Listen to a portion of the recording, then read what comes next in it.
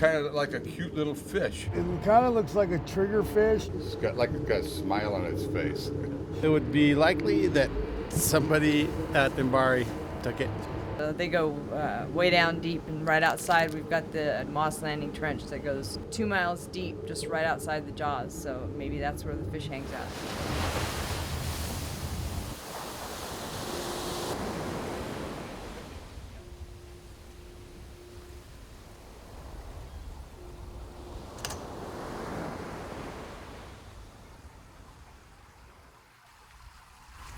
Hi there, how you doing?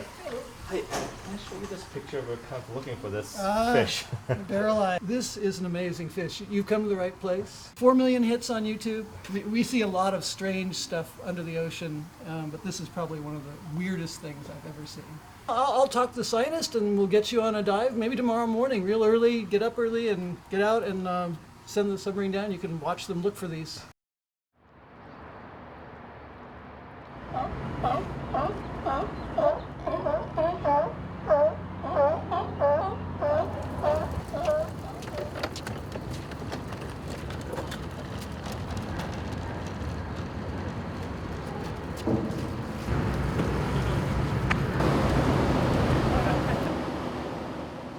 Many people, when they first see this image, suspect that these two dark circles just over the mouth are the eyes. That makes a certain amount of sense given what we're accustomed to. But in truth, the eyes are back here. The two dark circles here just above the mouth are actually the nostrils. When we were able to observe these animals for the first time in their natural habitat, the eyes can rotate from upward looking to forward looking. That was a surprise, but it answered many questions that we had.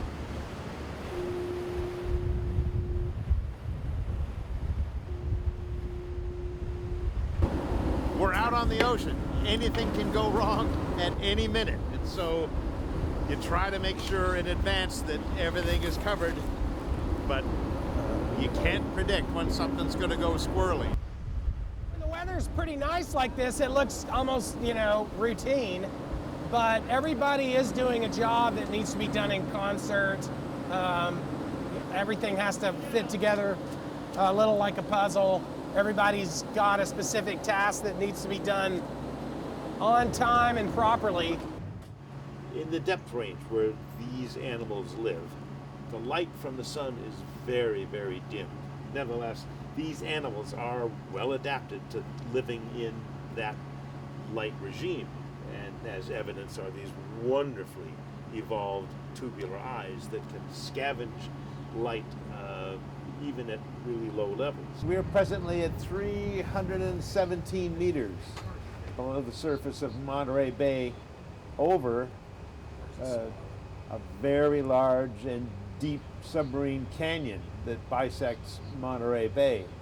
We're searching for animals like this big Medusa that live in the water column here in Monterey Bay in order to measure their oxygen consumption rates. This instrument here allows us to put these animals into separate chambers, and we can measure the oxygen concentration in the chamber over a long period of time to understand the rates at which they take oxygen up.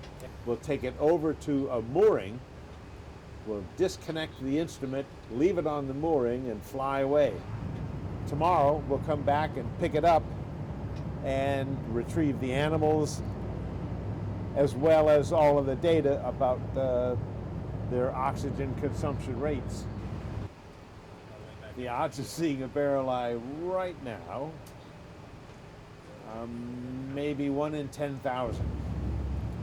Exploration and discovery is the best part of this job. We are constantly exploring and looking for new things, as well as looking for answers to the questions that bring us out here in the first place. What kinds of changes are taking place in the ocean, and how can we measure them, and what are the consequences of the changes going to be?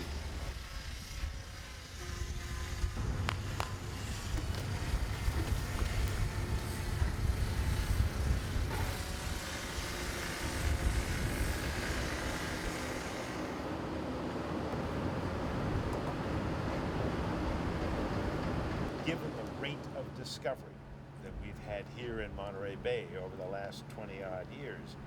As we begin to explore the whole world ocean, I think there's an almost uncountable number of wonderful surprises out there waiting for us. Things as strange as the barrel eye, maybe even more strange